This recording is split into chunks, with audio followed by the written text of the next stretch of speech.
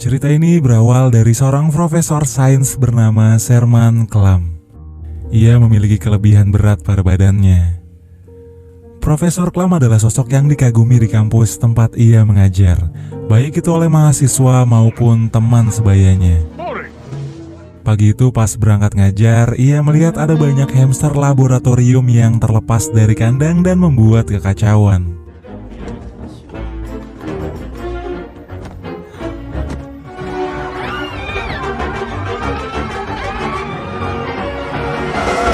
Setelah diselidiki, akhirnya ditemukan bahwa di hari sebelumnya bokong Klum yang terlalu besar tak sengaja menekan tombol kandang dan menyebabkan hamster-hamster itu terlepas.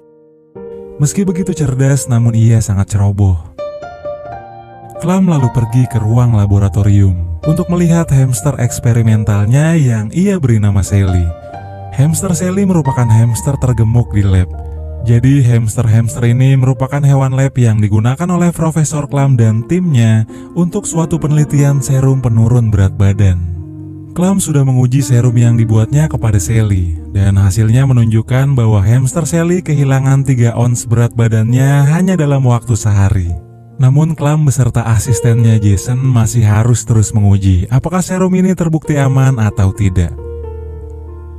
Setelah itu ia dipanggil ke kantor dekan untuk membahas insiden kekacauan yang disebabkannya.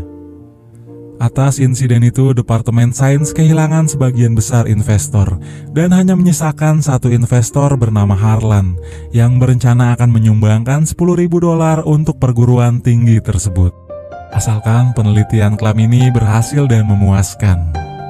Dekan yang bernama Richmond ini memperingatkan Klum untuk berhati-hati dalam melakukan proyek eksperimennya karena ia tidak ingin kehilangan investor terakhir mereka.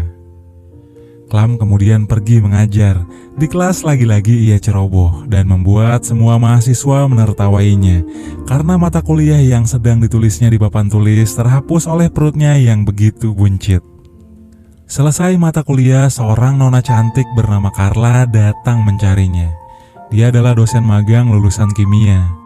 Carla mengungkapkan bahwa dirinya adalah penggemar berat karya si profesor dan selalu ingin bertemu dengannya. Setelah berkenalan dengan Carla, Klum langsung kepincut oleh kecantikan dan keramahannya.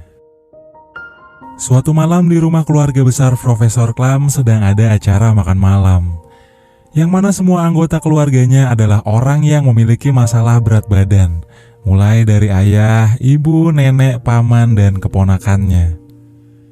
Saat di meja makan, keluarga ini memiliki kebiasaan yang unik, yaitu mereka biasa saling serang dengan kentut.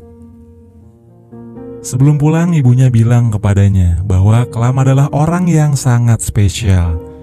Karena walaupun badan putranya sangat gemuk, tapi sang ibu menganggapnya Klum adalah pria baik hati yang paling tampan.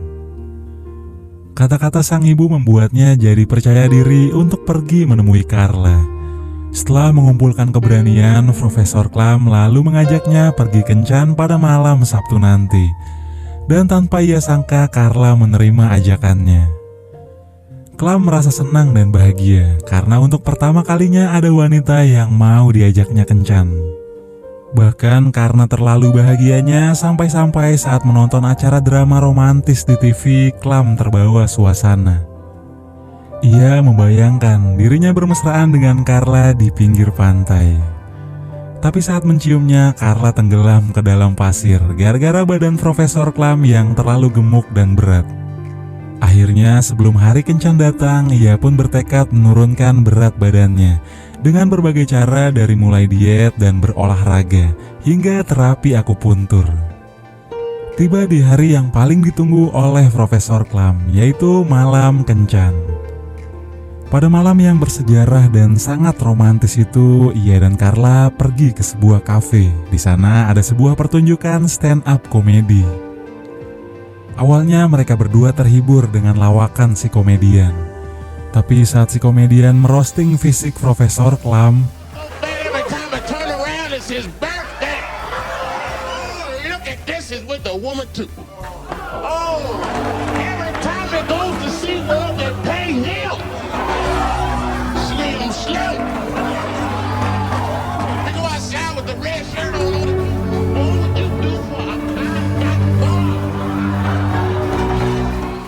Semua pengunjung kafe menertawainya. Profesor Klam sangat sedih dan malu karena berat badan yang menjadi kelemahannya dijadikan bahan olok-olokan di depan wanita pujaan hatinya. Selesai kencan, Klam mengantar Carla pulang. Carla mencoba memberinya semangat dengan bilang bahwa Klam adalah pria yang luar biasa. Klam cuma bisa berterima kasih padanya. Kemudian dengan lesu ia kembali pulang ke rumah. Di rumah pun ia masih terus memikirkan kejadian di kafe tadi sambil memakan banyak cemilan, seolah Klam mengabaikan usahanya untuk diet menurunkan berat badan yang ia lakukan agar Carla bisa menyukainya. Akhirnya Klam pun tertidur dan lagi-lagi Klam mengalami mimpi buruk tentang obesitasnya.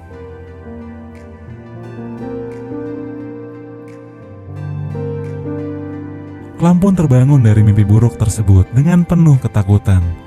Di tengah malam ia segera pergi ke laboratorium untuk menyiapkan serum labnya yang akan ia gunakan pada dirinya sendiri.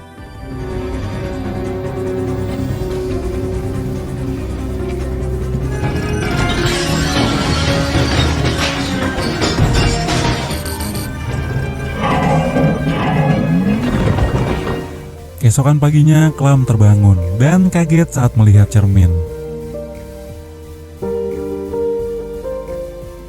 Dia telah berubah menjadi pemuda bertubuh langsing dan bugar, berbeda dengan dirinya di malam sebelumnya.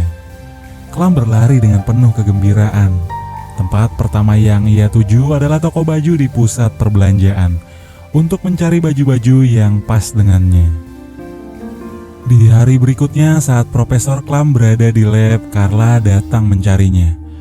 Namun Carla tidak mengenalinya karena badannya yang kurus. Akhirnya Klam membohongi Carla dengan mengaku bahwa dirinya adalah asisten Profesor Klam dan memperkenalkan namanya adalah Buddy Love. Buddy Love alias Profesor Klam lalu menggodanya dan mengajaknya pergi berkencan ke tempat yang sama. Meski awalnya Carla menolak, tapi pada akhirnya ia menerima ajakannya. Saat mereka berdua asik ngobrol, tiba-tiba saja jari tangan Buddy Love membengkak. Hal itu menandakan kalau dia akan kembali berubah menjadi dirinya yang gemuk. Sebelum Carla dapat menyadarinya, Buddy segera menyuruhnya pergi. Keesokan harinya saat Buddy Love telah kembali menjadi Profesor Klam, Carla menemuinya dan memberitahu bahwa ada orang yang mengaku sebagai asistennya, serta ia juga diajak kencan.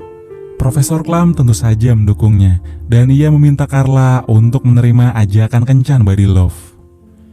Di malam hari kencan, si profesor sudah meminum lagi cairan itu, dan kini dirinya menjelma sebagai Buddy Love. Ia tiba di kafe dengan mobil sportnya. Carla yang sudah lama menunggunya menjadi kesal. Ia ingin meninggalkannya. Tapi dengan tingkah konyol dan sangat gila, Buddy meminta maaf padanya di depan umum. Alhasil Carla pun terpaksa memaafkan dan tidak jadi pergi. Komedian yang pernah merostingnya kembali tampil di atas panggung. Buddy yang menyimpan dendam padanya kemudian balik merostingnya. Ia merosting gigi si komedian yang besar, di mana semua pengunjung menertawakannya. Belum cukup puas dengan itu,